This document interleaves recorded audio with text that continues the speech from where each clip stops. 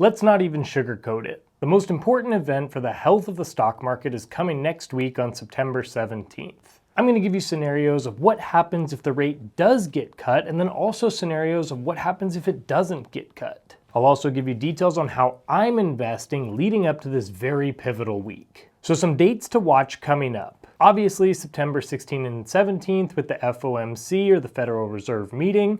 That's when we're going to figure out what's going to happen with this rate cut, but not just that, what does it look like for the future? We also just had, and then also will have, the ECB Governing Council monetary policy meetings and announcements. On September 18th is also the Bank of England MPC decision and summary. The Bank of England decisions feed into global rates expectations, especially for UK or European financial markets, which is important. Looking ahead to October 3rd is going to be the US non-farm payrolls. This is very important for employment. The October jobs numbers will be watched for whether momentum is slowing or picking up. A huge one will be October 15th for US CPI for September. Then at the end of October 28th and 29th is the next FOMC meeting, and that's a next chance after September for the Fed to adjust rates or signal the future path. Markets will be anticipating what happens here, obviously. If we see not only a rate cut this September, but also another rate cut in October, that's going to be huge for the stock market.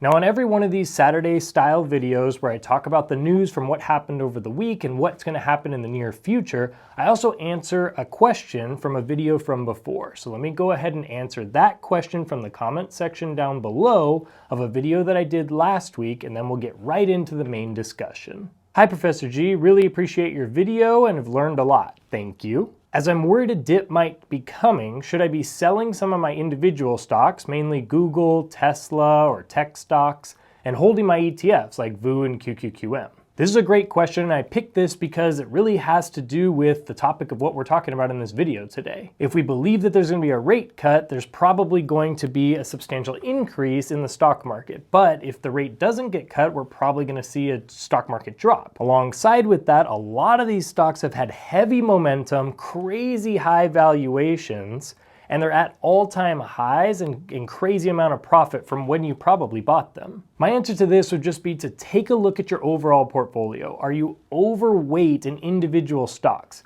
If so, it's going to make you start feeling some anxiety, because stocks, individual stocks, and more speculative holdings are going to be the ones that are much more volatile. That's why I always tell my clients, and I practice what I preach for myself, and I try to keep it to 80 to 90% of the portfolio in solid broad ETFs and maybe 10 to 20% in some stocks. If there's a lot of volatility in a smaller portion of your portfolio, it shouldn't mess with the overall portfolio and should help you sleep at night better. But to answer your question, if your stock has made a bunch of profit and you just feel like this might be a little bit higher than probably it should even be at, I've never heard anybody be very mad about taking profit and locking in some extra income. Certain stocks that are very, very overvalued, something like a Palantir or something of that nature, if you take, 20%, 30% of your Palantir stock and you sell that and you make that profit, lock it in and maybe put it into those ETFs that you feel a little bit more comfortable with, I see that as a great long-term strategy. Now, on the flip side, if you plan on holding these stocks for a very long time, 5 years, 10 years, 20 years, it's not really going to make a huge difference for you to sell it right now. There might be a dip or a pullback at some point, but I just think that some of these stocks will just continue to keep going higher. I know that Microsoft is super high, Google is at all-time highs. A bunch of these stocks are up there, but for me, the ones that I'm going to keep for the next 10 years, I'm okay with riding them up and down and letting them do their thing. So I'm not selling those types of stocks. If though my portfolio was way out of balance and I had way too much stock compared to my ETFs, that's a reason why I would sell, and I would sell the ones that are more in profit so that I lock those in, throw those into the 3-fund portfolio, and just call it a day. Good question, and for any of you that have a question, go ahead and leave that down in the comment section down below and I might choose yours for next week's video. But for right now, let's talk about that rate cut discussion and how to invest. But first, a quick word from our sponsor, 21 Shares. And this is why I'm super excited to introduce the sponsor of today's video, which is 21 Shares. 21 Shares is one of the world's leading crypto exchange-traded product providers, making it easier and more accessible for everyday investors to gain exposure to digital assets. Their mission is to bridge the gap between traditional finance and crypto by offering secure, fully collateralized, and registered investment products traded on global exchanges. 21 Shares offers spot ETFs on major assets like Bitcoin and Ethereum. I love how on the 21 Shares website, I can click into the fact sheet, which gives me all the info I need. With a deep focus on transparency, compliance, and investor education, 21 Shares is helping bring digital assets into the mainstream in a responsible, sustainable way. I always encourage you to do your own research, and so you can check out the Insights section to learn so much. 21 Shares regularly shares timely updates on key industry shifts, from ETF launches to macro market sentiment. Want to stay ahead of the curve on all things crypto and digital assets? Subscribe to the 21 Shares newsletter. You'll get market insights, product updates, and trend breakdowns straight to your inbox.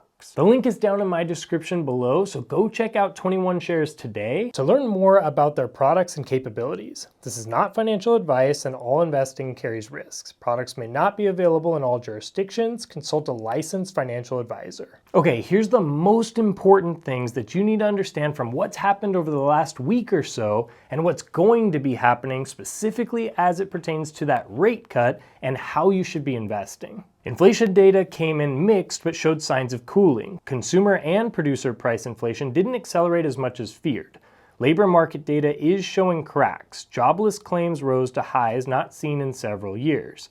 Because of those signals, the market has become more confident that the Federal Reserve will begin cutting interest rates soon, possibly starting at its next meeting in September. CPI was up, but core inflation and PPI readings have been more reassuring.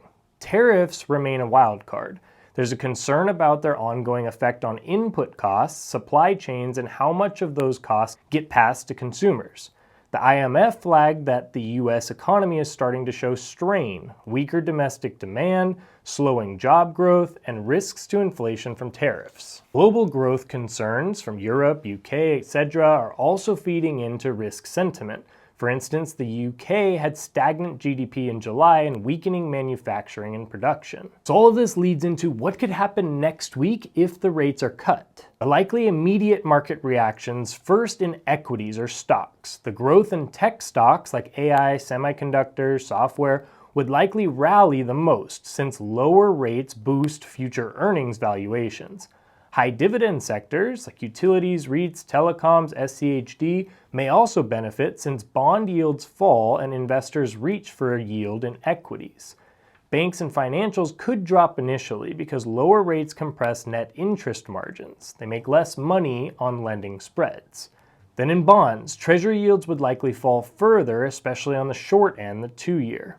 This supports equities in general, but if yields fall too fast, it could signal recession worries which might cap gains. The US dollar, it's likely to weaken. That helps exporters and multinationals, but could also push commodity prices like oil and gold higher. And speaking of commodities, gold typically rallies on rate cuts, lower opportunity cost to hold. Oil could rise if a weaker dollar and potential demand support outweigh global slowdown fears. But the rate cut is not the end of the story. Let's look at history. If the rate cut is a mid-cycle cut, like in the 1990s and 2019, stocks rallied strongly after the Fed eased while the economy was still expanding. But recessionary cuts, like those in 2001, 2007, 2008, stocks initially bounced, then fell as earnings and demand collapsed. This is somewhat my fear right now. A lot of people are excited about the possibility of cheaper money and cheaper borrowing costs, and that should make the stock market go up. I just don't know how long it's going to make it go up and if it's going to keep it up. This is a very tough one to figure out, and so keeping your investing portfolio balanced is going to be so important. Now, almost everyone is pricing in a rate cut next week. Just remember that this means that the stock market has already priced this in. If you've been looking at the stock market all week, it's been going up because people are already thinking this is what's going to happen. Things are going to be favorable. If then they do cut and we get what we're all expecting, I don't expect the stock market to jump very much because of that decision. But on the flip side, if we're totally shocked and they don't do a rate cut, that could really actually make the stock market drop a lot and expect a big dip, at least momentarily. My gut feeling is that we will see at least the minimum 0.25 cut next week, and that will start a series of cuts heading into next year. This will make the stock market go up in the short term, but I believe this is going to make inflation go up very much in the next 5 years. So how am I investing this week in anticipation of that rate cut next week? For the most part, I'm staying business as usual with my 3-fund portfolio and dollar cost averaging like normal. If I see something on sale more than normal, maybe out of fear of some sort, and it's a stock that I've already analyzed and that I understand and have researched, then I'll buy deeper into it. Something like Berkshire Hathaway, which has been dropping or at least staying stagnant while other things are going up, and I still think there's a crazy amount of value in that stock. If the stock market drops for some reason next week before the cut, I'm gonna buy the dip just because I think that's an emotional response. And if it dips because of the cut afterwards, I'm also going to buy. One thing I am starting to buy more of though is gold. I believe that inflation will be a huge problem, even more so than it has been. And I believe the de-dollarization is just beginning. So both gold and Bitcoin have been larger dollar cost averages in my investing lately. I'll have a video on all of this with data to support it probably in the next week,